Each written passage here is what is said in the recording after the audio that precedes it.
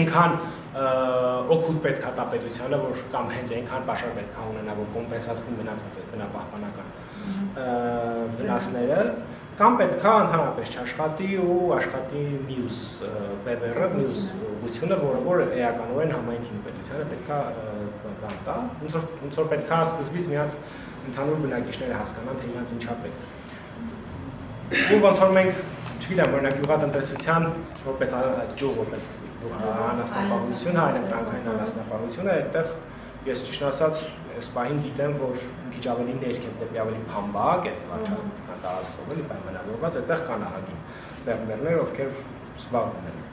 անասնապահությամբ, բայց կաթի նյութերին կապված չի դավանում էլ այդ մարդիկ բաներ, թե հիմնականում միս են։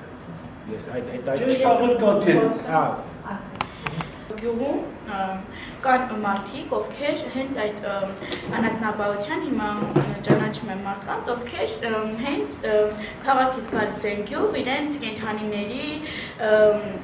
անասնապահությամբ են զբաղվում ու որ հետ ենք նայում այն ժամանակ թե ոնց են ապրել, մարդիկ այնտեղ շատ են եղել, գյուղում շատ մարդ է եղել ու գնալով տարիների ընթացքում թողել գնացել են, որովհետև գյուղում չկա խանութ մթերային ու դա բնակչության համար շատ բարդ է, օրինակ հենց պապիկս մենք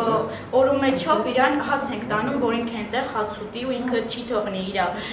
իր անասուններին, իր 1000 տարվա կառուցվածքն ու գա քաղաք ապրի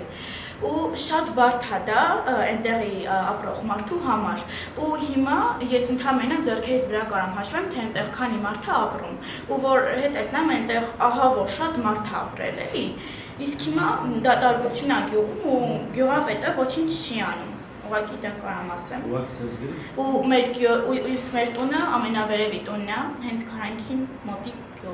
տունն է էլի իսկ ջրի հետ կապված պապիկս ամիսը 3-4 անգամ գնում է այդ խցանի բացի որ խմելու ջուր ունենա